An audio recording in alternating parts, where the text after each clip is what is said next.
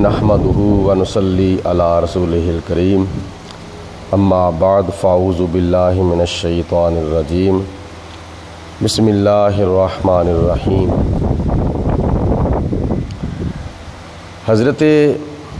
इमाम दारमी रहमतुल्लाहि ताला अलैह दारमी शरीफ के अंदर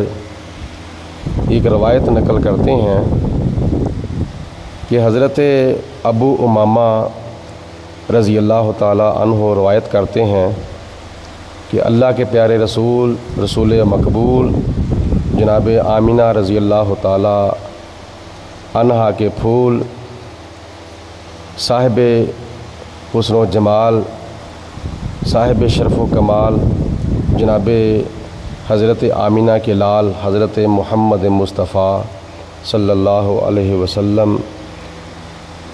इरशाद फरमाते हैं कि जिस शख्स को फ़रीज़ाए हज की अदायगी में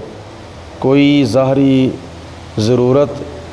या कोई ज़ालिम बादशाह या कोई मोहलक मर्ज़ ना रोके और वो फिर भी हज बैतुल्लाह ना करे और फ़रीज़ाए हज की अदायगी के बग़ैर ही दुनिया से चला जाए, फ़ौत हो जाए, तो वो यहूदी होकर मरे या ईसाई होकर मरे, अल्लाह ताला को उसकी कोई परवाह नहीं है। ये नबी पाक अलैहिस्सलाम की हदीस पाक है जिसको हज़रत इमाम दारमी रहमतुल्लाह ताला अलैह ने नकल फरमाया है कि हजूर अलैहिस्सलाम का इस कदर सख्त फरमान है कि जो बंदा साहिब इस्तिताअत हो और हज बैतुल्लाह करने के लिए उसके रास्ते में कोई रुकावट भी ना हो, बीमार भी ना हो और ज़ालिम बादशाह उसको रोके भी ना और भी कोई उसको ख़तरा ना हो जो हज बैतुल्लाह में रुकावट बने, तो हुज़ूर अलैहिस्सलाम ने फरमाया अगर वो बग़ैर हज किए दुनिया से चला जाए, फ़ौत हो जाए, तो हुज़ूर अलैहिस्सलाम फरमाते हैं कि अल्लाह को उसकी कोई परवाह नहीं है कि वो यहूदी होकर मरे या ईसाई होकर मरे। मतलब ये है कि उसका ईमान जो है वो ख़तरे में है। कहीं ऐसा ना हो कि मरने से पहले वो यहूदी ना हो जाए या ईसाई ना हो जाए। अगर वो मरने से पहले अपना ईमान ज़ाया कर बैठे, उसका ईमान ज़ाया हो जाए, तो फिर वो ईमान से हाथ धोकर दुनिया से जाए तो दुनिया के अंदर तो उसने बड़ी दौलतमंदी के साथ और बड़ी फराखी के साथ और बहुत ही आसानी के साथ ज़िंदगी बसर की है, दौलतमंद रहा, लेकिन दुनिया से चला गया तो फिर कब्र के अंदर उसका क्या हाल होगा, हशर के अंदर उसका क्या हाल होगा अगर उसका मरने से पहले ईमान ही ज़ाया हो जाए। मतलब कि जो लोग जानबूझकर हज नहीं करते, सिर्फ़ दुनिया की मसरूफियात को मद्देनज़र रखते हैं या अपने दुनिया के दूसरे मामलात को पेश नज़र रखते हैं कि हमने फ़लाँ काम भी करना है, हमने फ़लाँ काम भी करना है, या मतलब है कि अपने बच्चों की शादियां करनी हैं, अपनी बच्चियों की शादियां करनी हैं, या हमने मकान बनाना है या अज़ाफ़ी जायदाद बनानी है, तो जो लोग इसी चक्कर में रहते हैं और हज बैतुल्लाह करने के लिए उनके पास टाइम नहीं होता,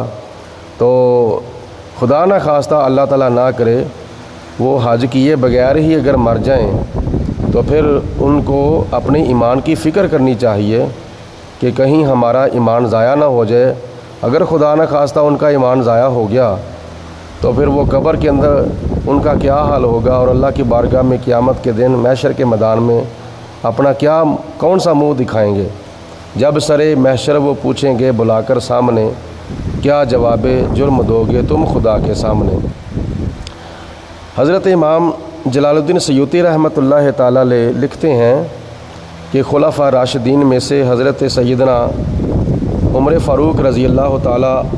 अन्हो आप तो मुख्तलिफ़ शहरों की तरफ अपने नुमाइंदे अपने करिंदे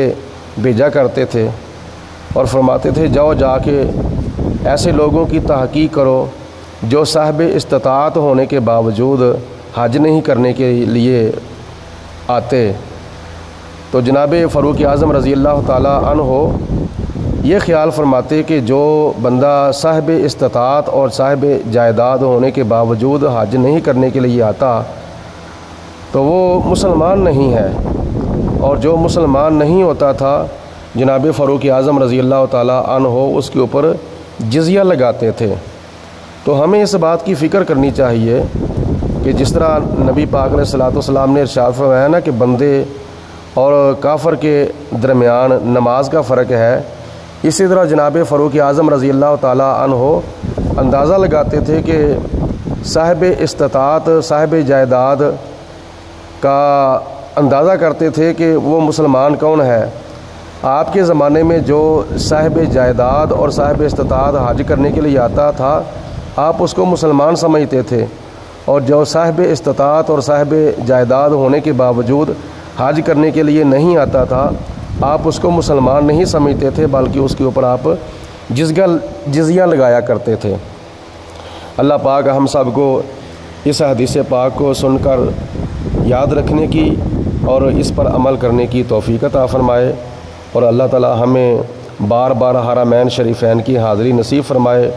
اور اللہ تعالی ہمیں مرنے سے پہلے حج بیت اللہ کی سعادت عطا فرمائے۔ آمین۔ وآخر دعوانا ان الحمد للہ رب العالمین۔